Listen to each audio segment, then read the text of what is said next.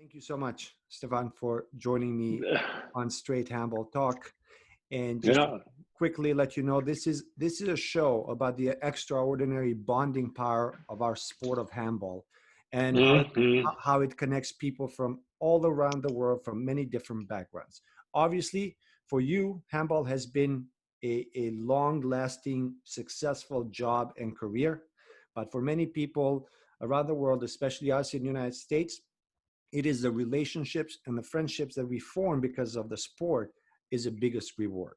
So I just Mm-hmm. wanted to bring this into a conversation because there are very few people like you who can in the world that can make it what you've done with your career, but 99% of us get the other benefit of what this Mm-hmm. sport gives you, that strong bonding with your your teammates or your competitors or people you meet. You just never Mm-hmm. lose that connection with people through handball. So that's the show is all about that.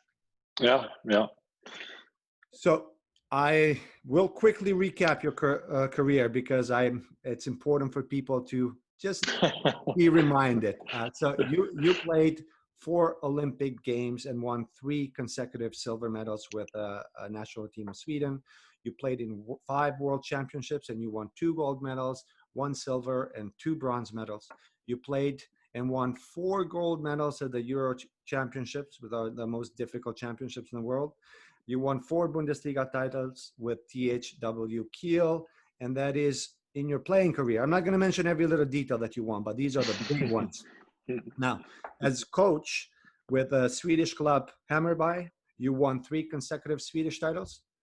Then Mm-hmm. you coached the national team of Sweden to 3rd place at the World Championship at home in Sweden. And also you won the silver medal in Olympics London 2012 when you lost to France just by 1 goal. And three until 2018, you were a part of the coaching staff with Noka at PSG. So I was thinking, I was doing the recap of all the stuff what you've done, and then you've been involved in winning 60% of the total medals won by the Swedish national team ever in all major competition, and that is crazy.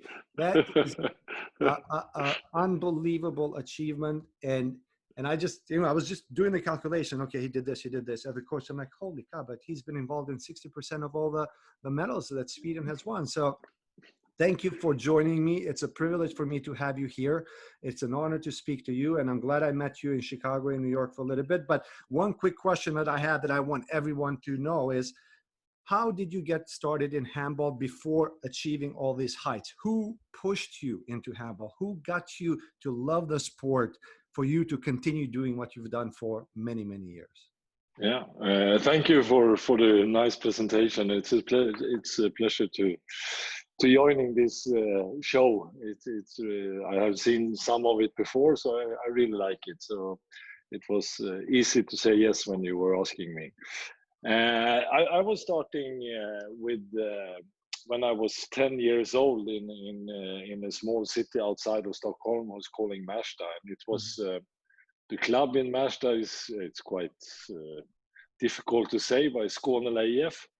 They were arranged a school tournament, so they went around for every schools in Märsta, and were asking if we will play a class tournament, and we were 6 or 7 or 8 boys who really loved. We were playing soccer, ice hockey, everything, and we were, yeah, why not?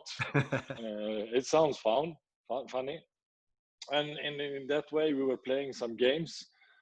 My mother was the coach. She has never she didn't have a clue about handball, but we were playing some games there, and then there was coaches from Skåne who was talking with all these kids, and they were asking, all the kids that we see that you like it, do you want to come to practice to the club? And I was making 10 goals in my first game, so I really like it from the beginning. so I say, yeah, why not? And so from that moment, I have been practice handball for a very long time. So what position did you start playing right away? I was on my normal position, so it was on the left back court. Yeah, so Okay, right backcourt. right back. Yeah, Sorry, right yeah, back. yeah. Yeah. Okay, and so let's say 10 years till 12 or 14 or 15, you were learning the game. Obviously, you had people who were watching you, and Sweden is of course, it's a powerhouse of handball, has always been. And someone, a coach, said like, okay, this guy is really something. And where was that next step where you went from, okay, from playing as a kid in school and then to the next level of becoming a player you Yeah, become?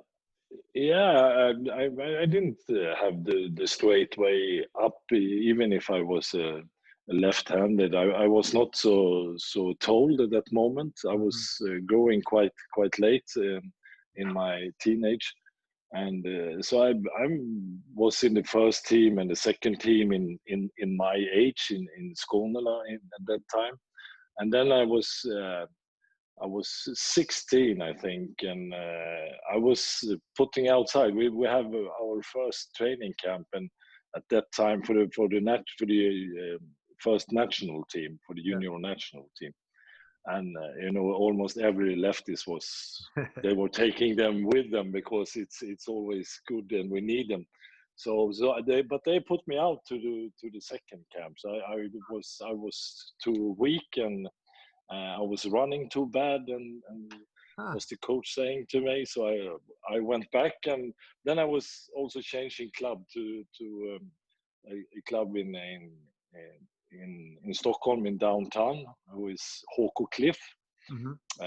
and the coach there he has one goal for his eyes, that was we should be the first uh, team from Stockholm who will win the Swedish junior championship.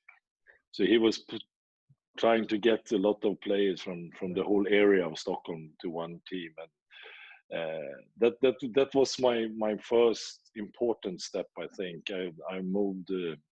I was still living in Märsta, but I was traveling with train for 45 minutes to every training, and at the same time I went to the school in Märsta and so on. So that was a quite hard time, but I think it was a very important step for me, because I was playing with guys in the same age, and everybody want to try to be too good. Always impossible. So that was I think my first important step, and even then I was 16, and I was growing when I was between 16 and 19, or over 30 centimeters. So I was growing really late, Yeah. and yeah, and then I was coming back to the junior national team, and so on. And but the whole way, I think it's so important, even that you have trainers who was believing in you, and also supporting you, but also pushing you to do things. And then I have very many good trainers, even in my youth time, who many of them was, yeah, how can you say, believing in me, and pushing me. Well, it seems like you got pissed off when they put you in that second. No, but I mean, it's everybody talking about how everybody think that the players who were coming up to the top, it's straight the way up. I Yeah, think almost every player has some times, during, even when you are playing on a high level, then yeah. you have some years when you're good, and then everything it's running, you don't have to think about it, and some years you have to fight a lot, and I think it's for everybody. So I guess it's very important to have that, the surrounding, the people around you to keep you positive when things are not working out your way. Because especially at that age, a lot of kids, a lot of boys, especially, tend to go up and down with their feelings because they still don't understand how far can they push themselves. So, but Yeah, if you yeah, have the right people around you, that really helps a lot. yeah. That's it's really important. And obviously you are a part of magical, or the greatest handball generation that of all times. and that has come from Sweden. And I think the young players these days should go back and rewatch some of those games. Seriously, they were tough, they were bloody. There was a different kind of breed of handballers those days. So you've been So we are not playing in slow motion. That's for real when you're watching it. that's how we do it here now. Well, so how do you compare the times, obviously, when you played, and then the current times that you've coached? We know that speed is completely different, but the mentality of the game, the toughness of the players, and the ability to be more physical at the time comparing to now. I mean, you had to be really tough many years ago. Yeah. No, but I'm that's one proof that I'm starting to get old, and I don't like to say it, but how it was before, I'm quite sure that you are knowing it as well, and I miss it a little bit. It was a Scandinavian style to play handball. The German was playing one style, maybe a little bit together with the Danish team, Yeah. and the Russian were playing a different way of handball, and you at that time it was Yugoslavian, but the Balkan style was, and then was Korea was coming and was showing up some quite new things and were playing so fast. So I can miss it a little bit, that these different styles to playing, because now when you are watching every game and every team are playing this, having the same structure, and it looks same for everything. So that was one part what I was can miss a little bit about to see now. But like you said, it was quite physical already at our time, but now it's when everything, and I think it's not only handball, I think it's almost every sport, that everything it's with the speed is the huge difference. Yeah. Well, I would like to talk a little bit or a lot about the finals of Euro 2002 in Stockholm, the finals against Germany. I mean, that was an incredible game. And I just want to talk for the last part, like 17 seconds to go. Germany was up by 1 goal. You guys, Sweden, took a timeout. I mean, you had a huddle there, and all of you talked and made a play. You got back into the game. You tried to make that play, didn't work out, but because I think the idea was Vranjes to cross with you, you take the ball, pass the ball to Lovgren. Lovgren passes to the pivot to Wislander. Didn't work out, but they got a 2-minute suspension. So we were down to 9 seconds, and they were still up. Vranjes crosses with you. You take the ball, jump from 9 meter, hit the top corner, tie the game. There are 4 seconds to go. They bring the ball back into half court. They score, but it was disallowed. And I mean, that game, that moment, you're in Stockholm at home, and you're scoring that last goal, knowing that at that time you were 38 years old, and I think that was the last medal that you won with a huge medal, a gold medal again with Sweden. How important is that game for you now when you think about it? Yeah, it has been meaning a lot of for me personally, also for the whole team and for the handball, because in my eyes was it actually the first time where the Swedish spectators was having some rock and roll on the how do you say it? Yeah, because with Sweden was very polite, and when they were all championship, in not only in handball, but this time they went crazy. They were painting in the face and had big Swedish hats and so on. And it was really, for me, it was the first tournament where the Swedish spectators were showing feelings. And so it was amazing in Globen with 15,000 spectators, and it has means a lot more for me after my career, or what it did right at that moment. Okay, we were very happy and so on, but a lot of Swedish people are still remembering it, and we have some extra programs and TV shows. Yeah, when it was 10 years ago, when it was 15 years ago, and so on. So that's it's staying in the memories for the Swedish people. Well, it should. It was one of the greatest games ever, and I think the overtime was also very exciting, Mm. super exciting. Um, but again, you guys, when you scored that goal, it was, you know, it was not planned. You just knew you had to do that. No, yeah, Yeah, yeah. it's like, okay, a few seconds left. Boom, they didn't step up, one player less, and you ripped it. And you did that many times. Actually, I think you almost had 100%. Well, I think it was a 90% shooting game for you that game. It was a Yeah, that's, really big game for you, for Sweden. For yeah. Sweden, I say for Sweden it's huge because that's the last time they won a gold medal in any Mm. major competition. Yeah, yeah. So So it's a long time ago now. it is a long time ago. Well, Yeah, anyways, yeah. I think that's a special game. I love that game, and I always love watching the old style games because, you know, you just see the differences with, you know, doing things, adapting more than these days where everything is more precise. Everyone has to do what Mm. they do. So Mm. it was big news when we heard in the United States that you got hired by USA Team Handball as a high performance director. So anyone with that quality and experience will always bring positive change. Now, tell me, how are things working out with that position, and are you still involved with USA Team Handball?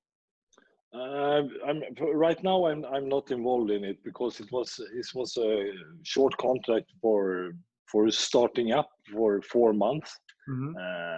until January, and yeah, that after that was the Corona and everything is coming, and I was working very close to Barry Sif, the whole thing was his idea to try this to have that I should give him my experience and have discussions about what we can do with USA Handball, and we have some good ideas and we have some good works. And like you said, I was in Chicago and in New York as well, and was meeting people, and was there for quite positives meeting with IHF and some hopefully important people for US handball for the future.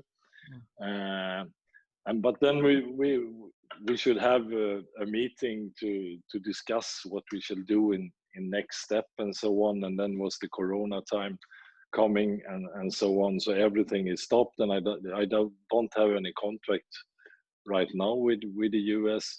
And but I really like the idea because I'm convinced that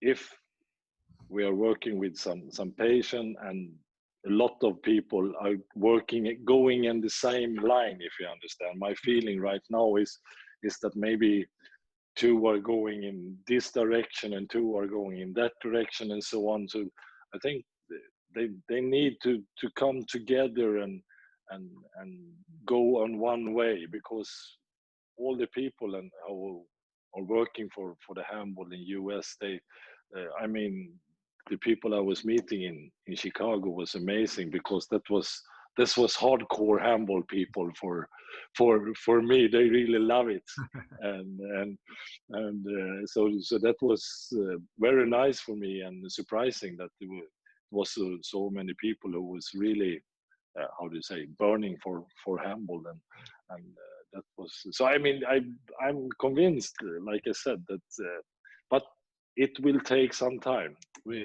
That's maybe can be the problem for not everybody in US, but many of them are missing the patient maybe a little bit. But I'm still hoping, and I mean, I was also having 6 guys here in Stockholm who has double citizen, was double citizen, and I was practiced them 1 or 2 times in the weeks for some months, and they were between 16 and 19 year olds, so they were quite good people. And I mean, we have a lot of this in Germany or in France, and I think we have to start with them.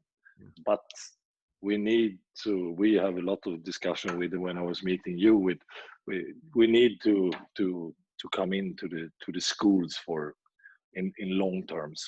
Yeah, and yeah, obviously that it was a long answer. No, it's a good answer, and again, obviously, because look, it was a huge news when you were announced. Not just United States. United States, everyone, of course, knew it. We're a small community. Everyone was happy. It was globally a very powerful statement. And again, I spoke to you, but I was thinking, okay, you will come and oversee coaching and the youth program development. That's in my head was a great thing, because we definitely need someone to sort of bring that expertise in unifying this. And again, we spoke about it, like how can we have you here more often, because you need to be present. And when you were in Chicago, obviously you saw the quality. I mean, most of us were old, and then the young ones were like the Army guys you watched. They were physically incredible, but lack of technical and tactical skills, which requires a lot of work. So to me, I always think like, okay, you need to be here. Maybe you have to move here to do the certain work. I know now we're living in a very different world, but do you think that would have been a better option? Say, okay, you're going to be here for a certain time, and then really travel around the points you need to.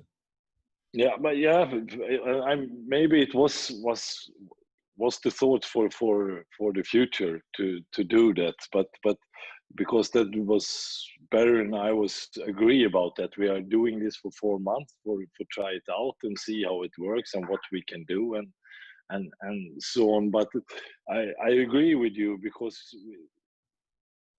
I say we, but the US are needing people who are exactly like you say, are traveling around and do a lot of works with for every clubs and to starting up in some way in for the schools. And I mean, US is so huge country, so like we discussed also, you don't have it in the beginning. You don't need to have it in the whole USA. You can have 5, like New York. I don't know how many middle schools you have there, and I mean to just to start a league there with boys and girls who are 10, 11 years old. I mean, we have 1.2 million students in New York City public schools alone.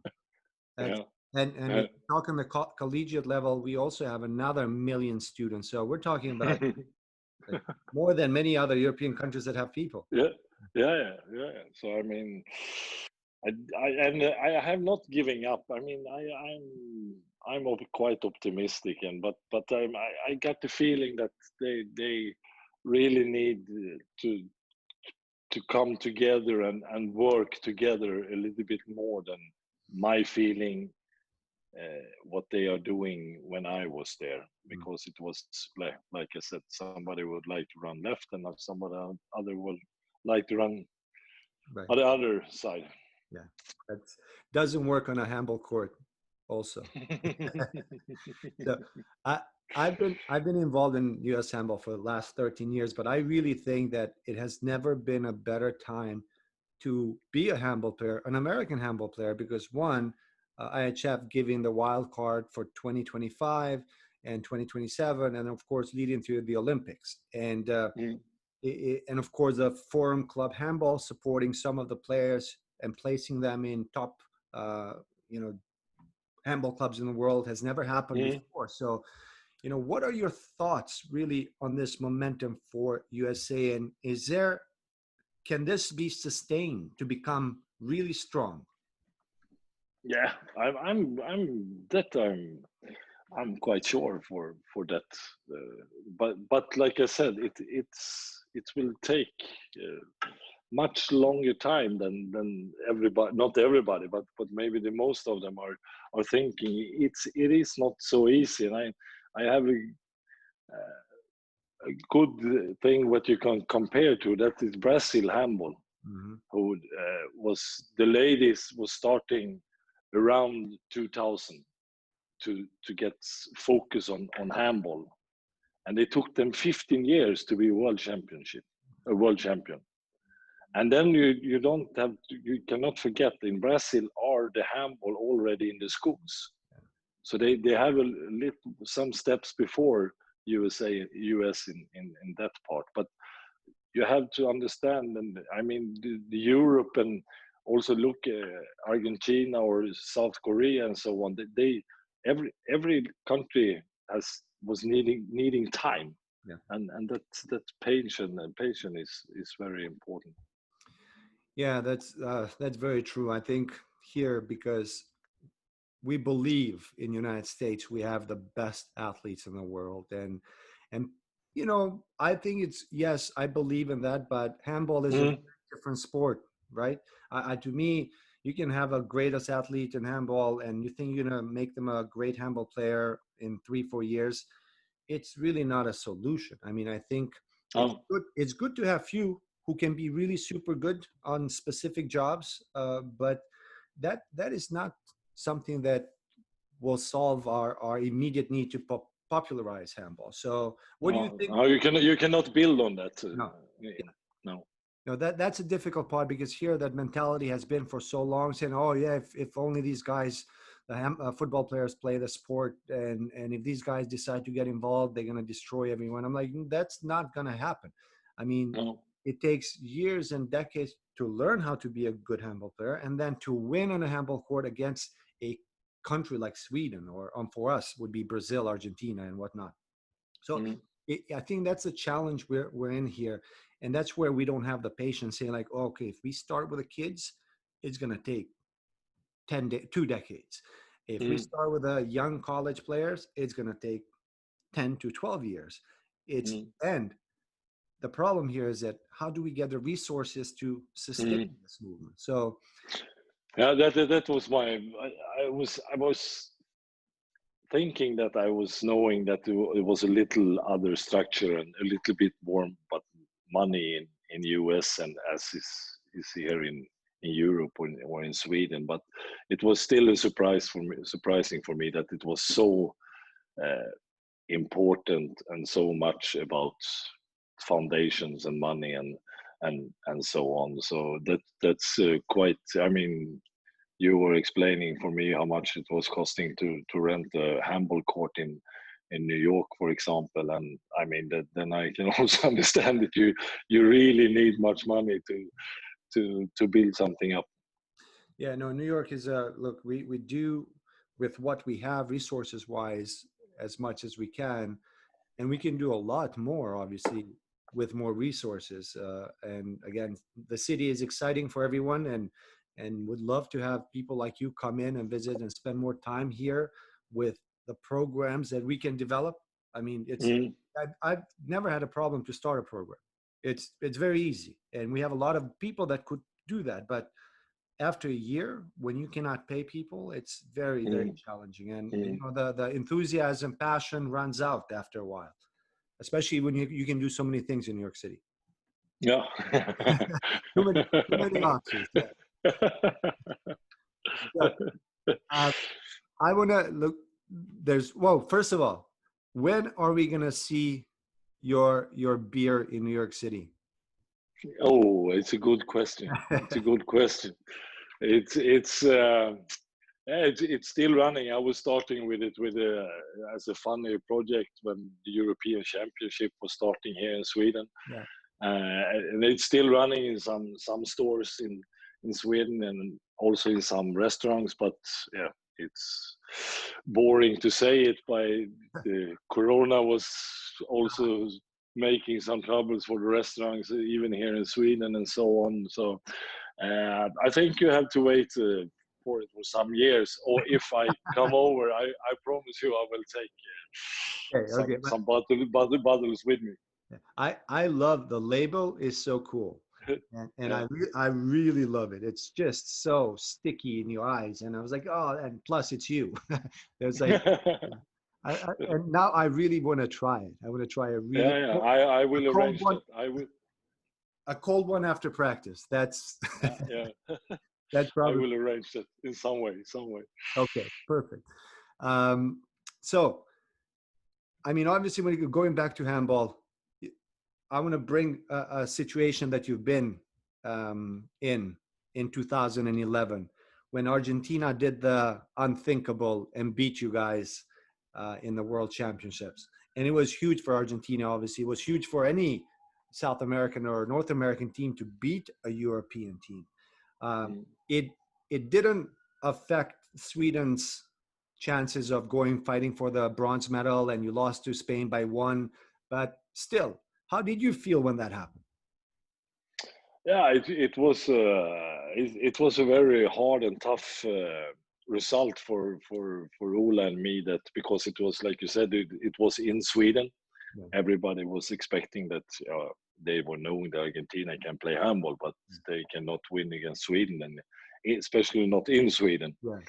And they were playing a really, really good game, and they were surprising us. And so that was a not so nice press conference after the game for Ola and me. And of course the player were also a little bit shocked because, like I said, that we didn't have expecting that. So that was but that is one thing what I'm proud of, and you can get the feeling that you have done something good as a coach, because we were playing the game 1 or 2 days after against Poland, I think, and we really had the pressure to play better and to win, and when you are coming out on the good side after a game like that, then you learn a lot from it. So after, I can say it was a good thing for us, but not when the referees were stopping that game. Then it was not so nice feeling. Yeah, but look, I mean, obviously for Argentina, they will never forget this. For you guys, it just, yeah, for them it's like it's a miracle that happened. And it has not happened. The last two times you guys destroyed them, like really showed them what happened that time will never happen again. That was in 2017 and 2019 twice. You beat them by, I think, close to 20 goals. But ultimately, like you say, okay, you have these guys say, okay, this is what happened to all of you. Get up, play better, step up, and then you could have actually gone to the finals. That was a tough loss against Spain, but yeah. So I mean, the country of Sweden, together with France, has the most record of number of medals they won throughout all the competitions. So you are really one of the most powerful handball nations in the world when it comes to winning medals. And you've played the certain style that you've had the certain styles for a long time. Why do you think Sweden is or has been so successful in handball? Does it have to do with the culture of the nation itself, the system, the egalitarian system, nature, the being humble and not really boasting about anything, but just being together all the time? Is that a part of your success? I think it's. I think when we were playing good at the beginning of the 90s, we were we were a group who was liking to play together, and I think that was. I will not say quite new in handball that time, but you have the Russian, you have Yugoslavian and so on, and they were fantastic handball player, but they were playing individual more than we did, and that what we were saying, that we have, if we should beat them, we can only do it together, because we don't have the good players as them for every position in the beginning. So that was one goal, and I think it's still, is still to now as well. The education by the players are really good from the youth. We really have good trainers when the boys or girls are 10, 11, 12, 13, 14. So everybody is coming up or growing up with handball, and also have a really good education. And that's one of the biggest things I think that we still have. Yes. And of course, then in the 90s we were a couple of of, of guys who was quite good, and we were playing at the same time and at the same team, and we were playing for a very long time together. And I mean, Bengt Johansson did an amazing job as a coach as well to keep us together. And if we have win one medal, then we would like to take the next one, and not sitting at home and be satisfied and so on. So it's but for me, I think, and I noticed it when I was a national coach, and I was traveling with the youth national team, and we were watching tournaments with the, when they are playing against other countries. And then I saw that Sweden was almost in the first tournament where you're playing at 16 or 16 and a half or something like that. They are really in the front in the way of thinking handball and the education and so on. And nowadays, I think the most of the team are running over Sweden from 17 to 22. There is the problem for Sweden right now. I think that there we have to work harder and better to win the gold medal one more time. Yeah. I mean, that will happen obviously sooner. You know, you cannot have the medal, but do you think the future is bright for Sweden moving forward the next 10 years? Yeah, that's my feeling. And handball is quite popular here, but and also by not only the boys and even by the girls, handball is a very, very popular sport. So I'm quite sure that on the both side, the men and the ladies, we'll have still stay on the top level of world handball. Yeah. Well, I mean, I mean, I had a privilege to play against Wislander, Lovgren, Vranjes, Gensel, and Svensson when we organized a Big Apple tournament in New York City. I mean, it was an honor to play with them. All of them retired, but still could play in USA at that time. It was but I never played against you. And yeah, I was not coming because I was afraid of you. So okay, thank you. But one of those days, it has to happen. Now, either in New York when you come for a visit, or when we do, because we're talking again with the idea to do the Big Apple next year. So okay, yeah, it would be great. Then I bring some beers and a handball with me. Then. Yeah. That would be perfect. I think would be wonderful if we get you, all of you who played that finals of 2002 in that same team, to play against New York City. Mm-hmm. That would be wonderful. I think I can arrange that. Yeah, that would be fun. Yeah. I think I'm going to get some really young players from Germany just for a backup for us. just in case. Yeah. I think it would be fun, and I really would love one day that you come here and play with us, whatever form or shape. Yeah. So I see your social media posts, and you are still very active. I mean, I don't see you play handball, but I do see that you are very, very active with almost all kind of physical sports.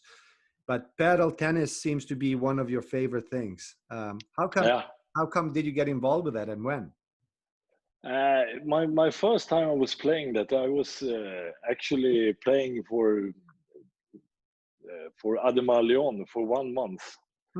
When I was playing in Hammarby, we were out in the playoffs here in Sweden, and in the Spain was the rules that they can take in some new players for the last rounds, and then Manolo was calling me and asking if I could play for Ademar Leon for 1 month. And Yeah.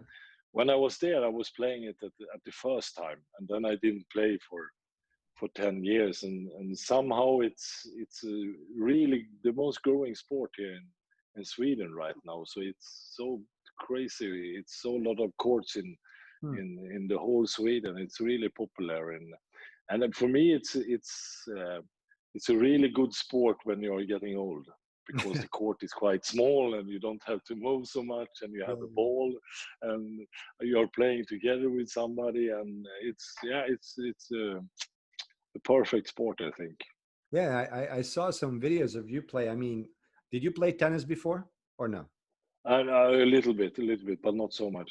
Because I mean, I used to play tennis, but I've never played paddle tennis. So No. yeah, I was watching. I mean, it's a very different game because you can bounce the ball. Yeah. Also, there's still different angles. But you had the perfect tennis strokes when you were hitting the ball. Thank you. It must be easy to switch from one sport to another. I got to figure out if paddle tennis is big in New York. I have not seen anywhere people play paddle tennis. Squash is big, but not paddle tennis. Okay, yeah. So I have to figure that one out. Yeah. So I'm going to ask you just last two questions. In your opinion, in the club level, who do you think is going to win this year's Champions League in December? I think Barcelona will do it. Yeah. Yeah. Even over PSG? Yeah, I mean, it will be tough, and it's 4 really good teams there. But I mean, they have they were the favorites the 2 last years and didn't make it. So I think they will, the third chance they will take. Okay. They are a brutally fast team. Yeah, well, it's too fast. And in your opinion, who is your favorite all-time player of all time? I have to say, I mean, for me, if you're looking over a very long time, Niko Karabatic he has playing on such a high level for such a long time. Yeah. And I mean, it was some years that he was almost that nobody could stop him. For me, when this discussion is coming, everybody is talking about attack players. Yeah. And Niko was also, or still are, is a fantastic defense player. So it's very important for me. And of course, I was playing together with Magnus Wieslander and Stefan Löfgren and so on, and they were also really, really good players. So it's I mean, at our time, Wieslander was a great handball player, and he was changing position when he was 29 or 30 or something like that. And what many of us are not discussing is also the for me, it's handball in both way, attack and defense. It's quite easy to take somebody who making many really nice goals, but he cannot play in defense, and then can you never be the best player in the world for me. Yeah, I agree. You got to be an all-around player, especially a really good defender. Before being a good offensive player. Staffan, thank you so much for your time. I really appreciate it. Again. So do I. Thank you very much. I love talking to you, and we will be in touch, and hopefully sooner or later that this crisis will be over, and we're going to see each other very soon. So do I. Thank you, Staffan. Have a great one. Thank you. Bye. Bye. Ciao.